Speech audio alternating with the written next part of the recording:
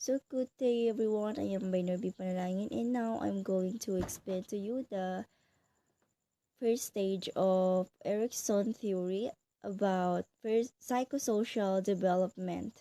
So ang psychosocial development ay binubuo ng 8 stages, which is ang pinagkaiba nito sa ibang stages ay dito nakikita na or pinapakita na yung negative sides or crisis na maaaring ma-experience ng individual sa bawat stages na kanilang buhay.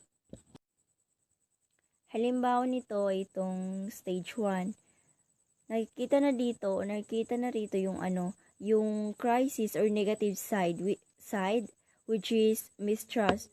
So ito ang unang stage, ang trust versus mistrust. The first stage of Erikson theory of psychosocial development occurs between birth and 1 year of age. So itong stage 1 na ito, which is the trust versus mistrust, ay nangyayari pagka pinanganak yung isang sanggol hanggang sa maging 18 months na siya or 1 year and 6 months.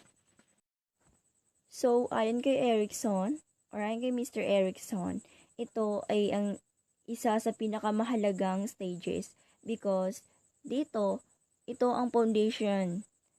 Dito nakabase ang mga susunod pang stages ng ating buhay. So, kapag ang stage 1 na ito, which is the trust versus mistrust, ay na-failed, maaaring makaapekto ito sa susunod pang stages ng ating buhay.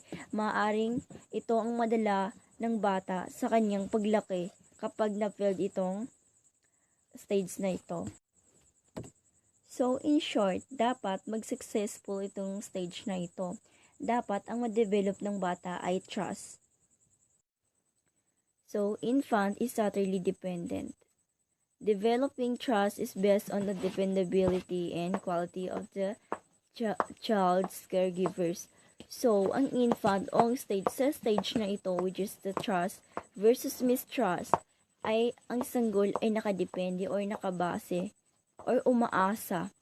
Developing trust is based on the dependability and quality of the child caregiver. So, ang sanggol sa stage na ito ay binabase nila yung pagbuo nila ng tiwala sa kanilang tagapangalaga o sa kalidad ng kanilang tagapangalaga, especially ang kanilang nanay.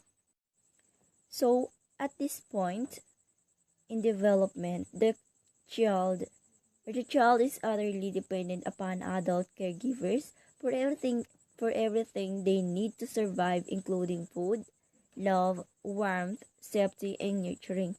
So, sa stage na ito, ang sanggol ay lubos na umaasa sa kanyang tagapangalaga.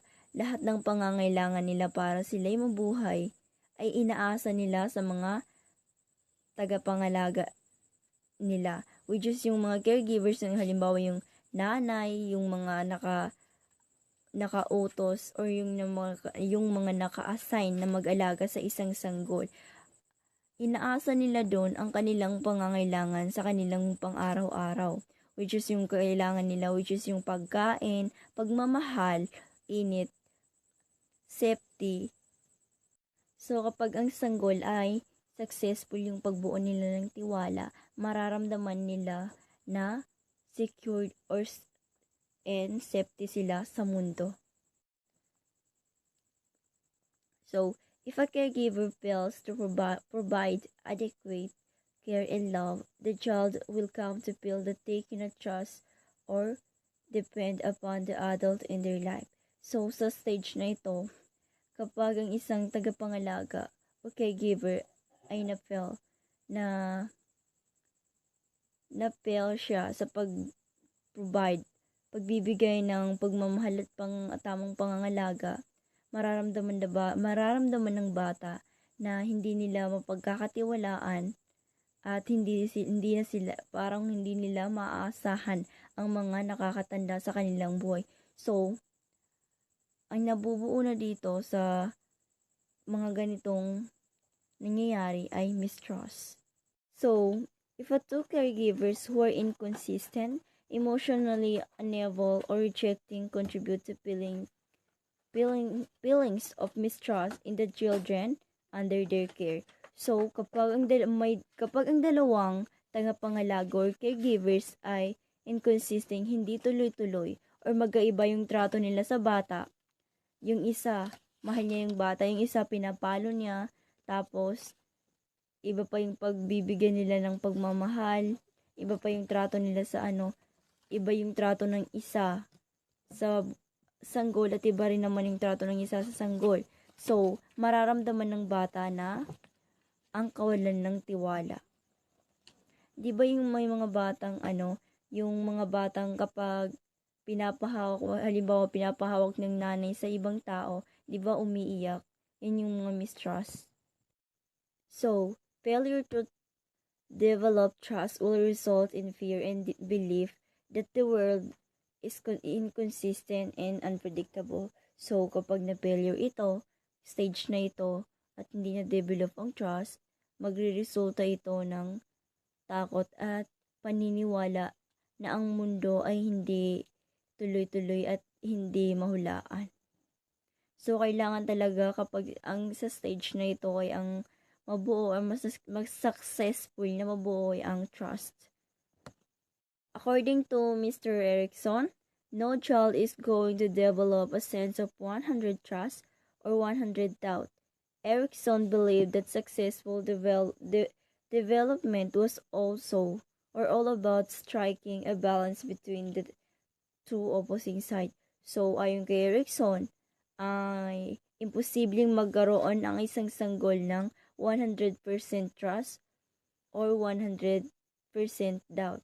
Ayon kay Erikson, naniniwala siya na matatawag lang na successful ang development or kanyang theory kapag nakaya na nung bata na i-balance yung two opposing side, which is yung trust versus mistrust.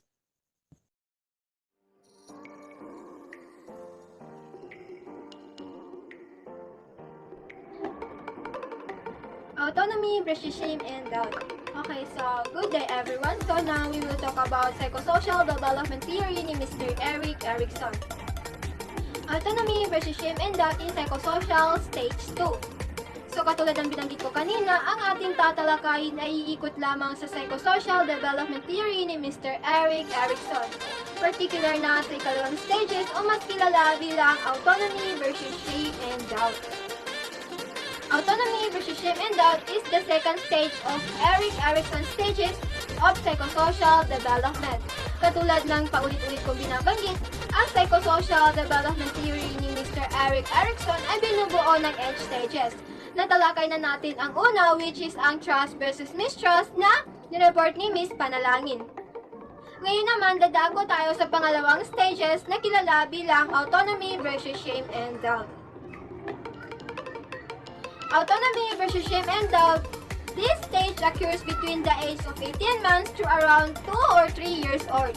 Nagsisimula na maging under ng stage 2 or autonomy versus shame and doubt ang isang bata kapag ito ay tumuntong na sa kanyang 1-year-old and 6 months hanggang siya ay maging 3 years old.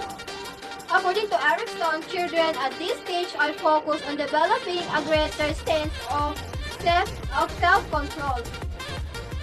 Ang kailangan mabuild ng isang bata na under ng stage 2 ay magkaroon na siya ng autonomy.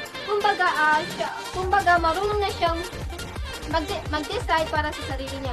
Ang goal dito is dapat yung bata alam na niya kung ano yung gusto niyang kulay, alam na niya kung ano yung gusto niyang laruan, alam na niya kung ano yung gusto niyang kakainin.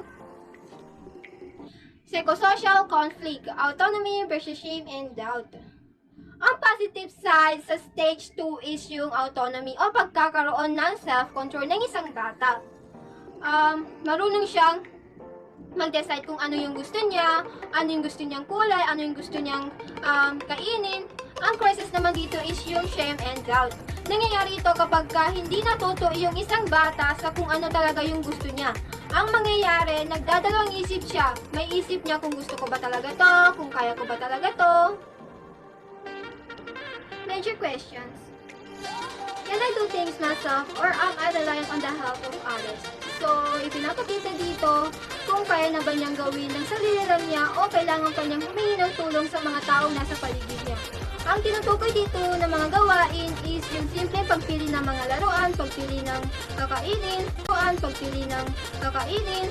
Kasi basically, yung ibang gawain tulad ng pagligo, pagkain, kailangan nag-guide pa rin ng mga magulang or kung sino man yung guardian na kasama ng bata. Kumbaga, ang tinutukoy lang dito is yung simpleng bagay o simpleng task lamang. Basic virtue. Will and important events, toilet training. So,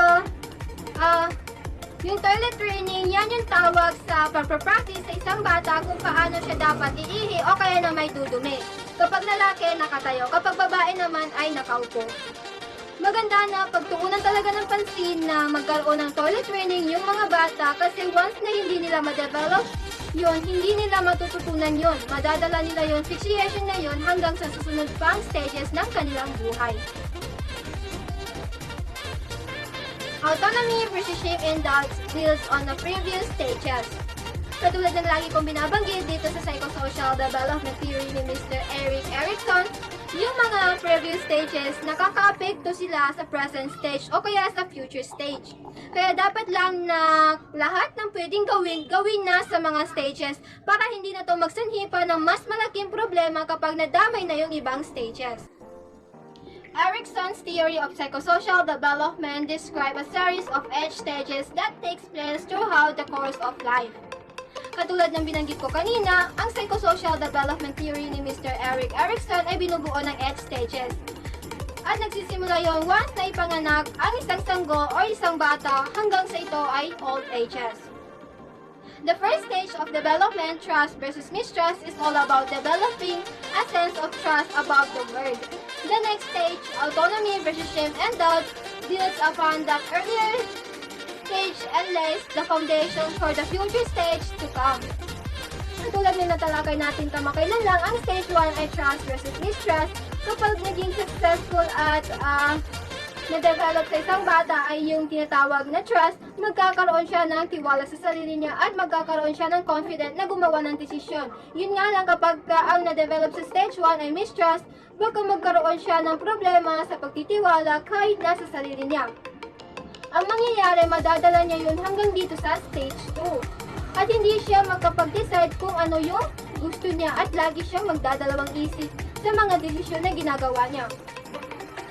Nais kong tandaan ninyo na sa Psychosocial Development Theory, mahalaga na maging successful yung previous stages para mas malaki yung chance na maging successful din yung mga susunod na stages. That's all. Thank you.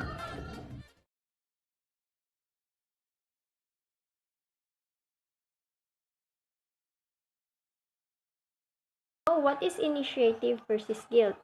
Kids who develop initiative are eager to try new activities and experiences without excessive fear of failure. Guilt is shame over failing to complete a task successfully, provoking irritation in adults and otherwise feeling embarrassed over attempting something. Children who experience guilt interpret mistakes as a sign of a personal failure and feel that they are somehow bad.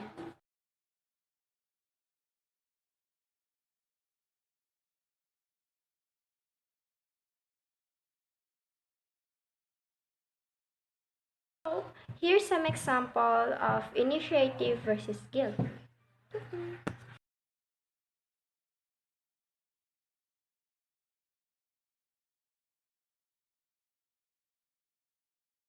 Everybody's gotta go, don't they? Yes, we do, baby. So if you need a hero, just look in the mirror.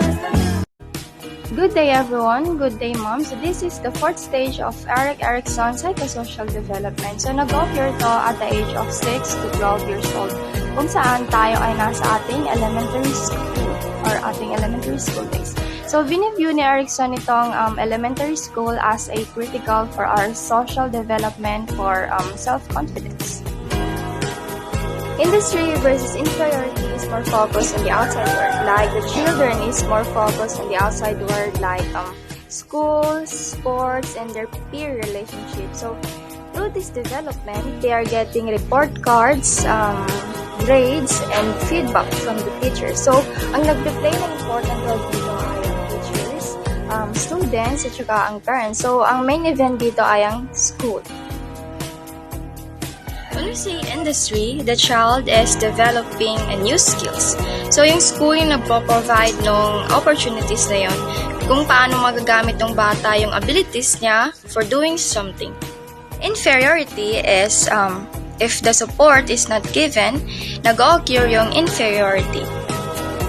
So, let's cite an example.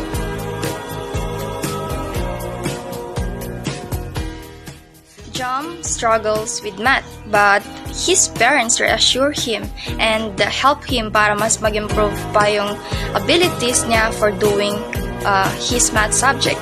So, kapag may reassurance, it is the industry. So, mafe-feel ni Jam na nakakapantay pa din siya doon sa mga kaklase niya and he will start to think na useful siya sa mga ganong bagay. Inferiority, okay, same situation. So, Jam struggles with math, but his parents don't help him. So, ang mangyayari, magi-give up na lang si Jam and isipin niya na his skill is not good enough. Like, ida-doubt ni Jam yung abilities niya sa mga ganong bagay. Industrious isn't just about being good at something. If you are industrious, it simply means that you are diligent and you are hardworking. So overall, not all children exceed this stage with a sense of self-confidence. Even ako until now, na-anxious pa din ako every time na may hindi ako nagagawang task. So industry versus inferiority is kailangan ng long wait tsaka patience. So the teachers and the parents should encourage the child para mas magkaroon pa yung bata ng growth mindset. Thank you.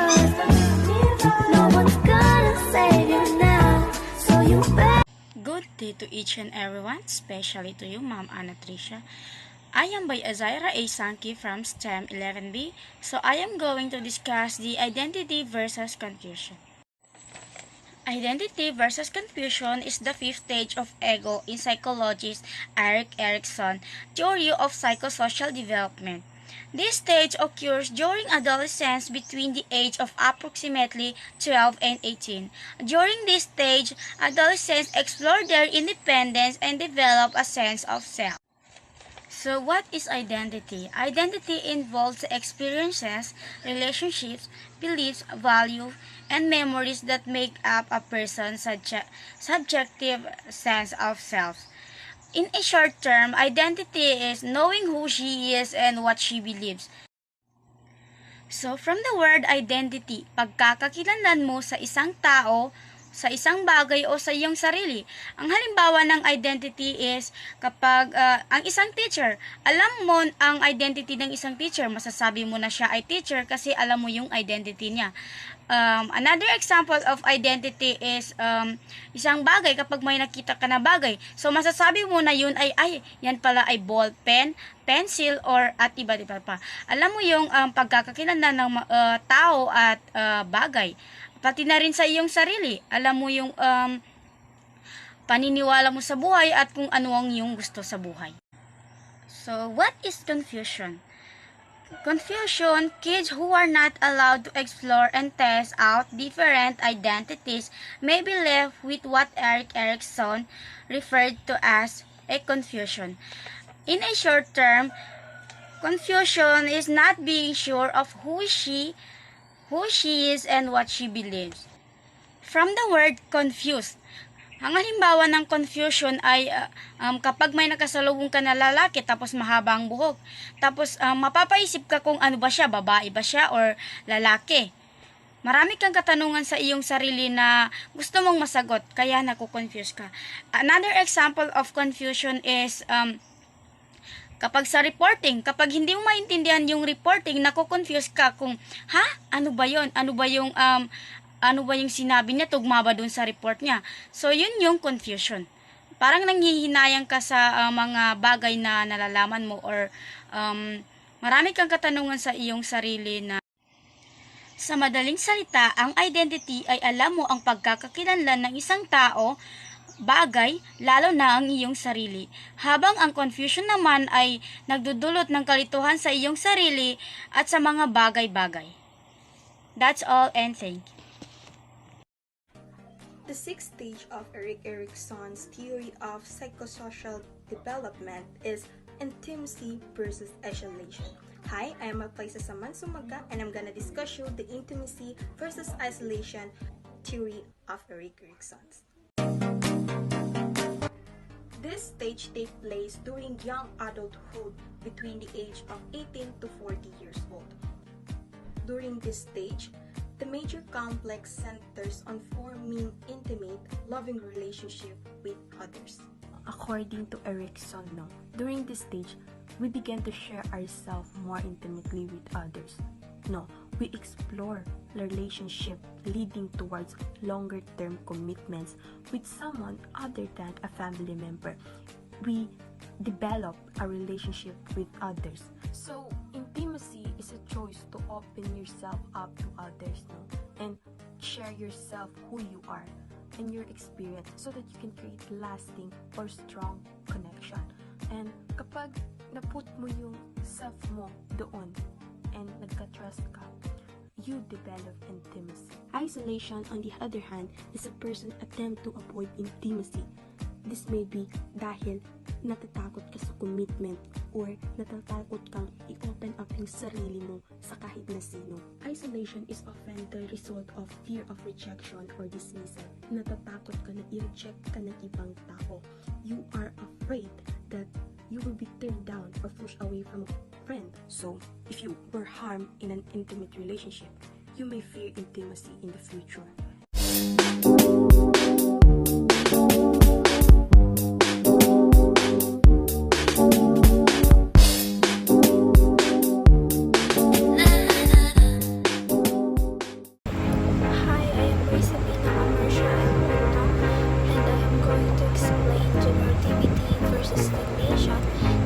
Stage of Erikson's psychosocial development theory. So what are generativity and stagnation?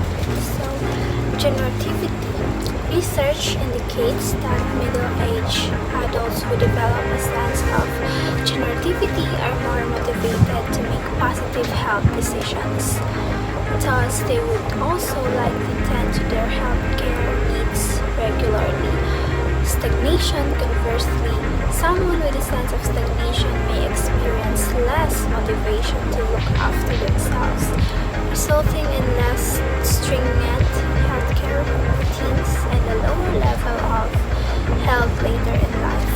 So, example of generativity is caring for your children by guiding them through life, mentoring, volunteering, engaging in community activism, mga ganyang bagay. So, ang generativity is parang kabaligtaran siya sa stagnation.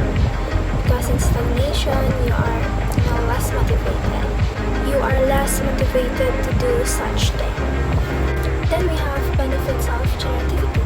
So when adults developing a sense of generativity, they benefit from a number of important advantages. Research suggests that generativity can provide a greater motivation to initiate and maintain healthy behavior. So we have better health. Better health. Yung mga adults na nagde-develop yung sense of generativity nila is mas active sila na alagaan ang health nila because they believe that such actions can be meaningful.